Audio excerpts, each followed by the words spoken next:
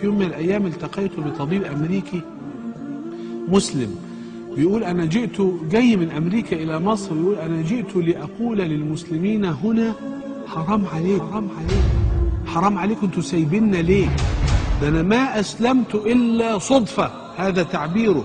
قال أنا طبيب بروح المستشفى أعمل عمليات، وفي يوم من الأيام كنت عائدا من المستشفى وأنا مش قادر أفتح عيني ومش عارف أشوف قدامي. في كل يوم أرجع من هذا الطريق سنة، سنتين، 3 سنوات، 4 سنوات، ولم ألاحظ أبدا إلا وأنا تعبان مش قادر أفتح عيني.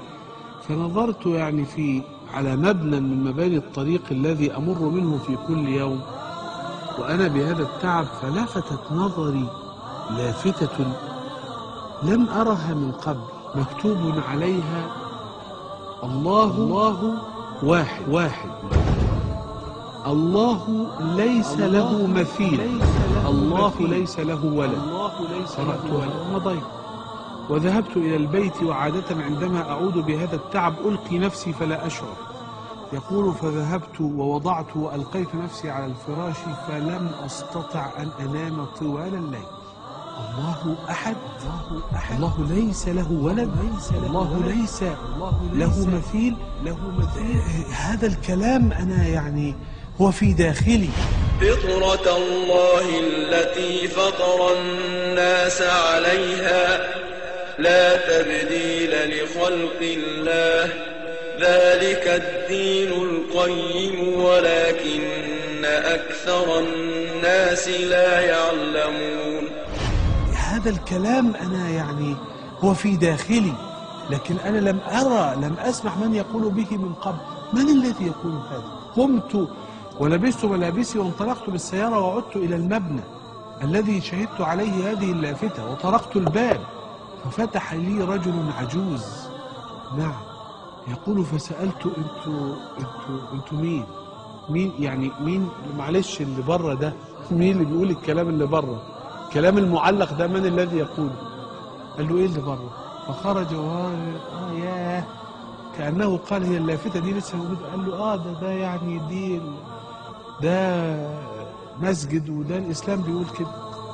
إسلام ايه عندك كلام بيقول الكلام ده يعني موجود؟ قال له في مصحف بس تدفع ثمنه.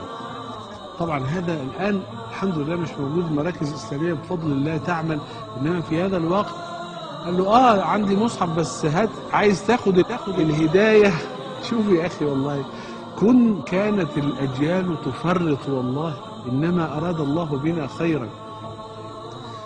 فيقول فدفعت له ثمن المصحف وأخذت مصحف مفكك من بعضه كده قديم وأخذته، يعني طبعا ترجمة الآيات إلى الإنجليزية. يقول وقرأته وفي كل صفحة أشعر أن شيئا يدخل بداخلي بقوة. يقول حتى إذا ما وصلت إلى آخر صفحة وجدت الآية على رأسها تقول قل هو الله أحد.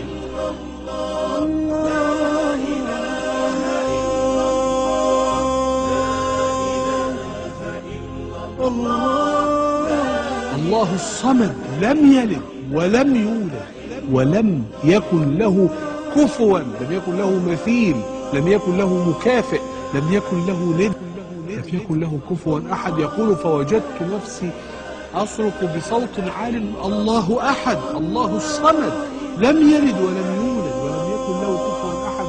ونزلت ونسيت حتى أن أقرأ السورتين الباقيتين اللي فاضلين، ونزلت بالسيارة وذهبت وطرقت الباب على الرجل وقلت له ماذا يفعل من يريد أن يؤمن بهذا الدين؟ ودخلت في الإسلام ثم اشتريت تذكرة الطائرة وجئت إلى بلادكم أقول لكم حرام عليكم.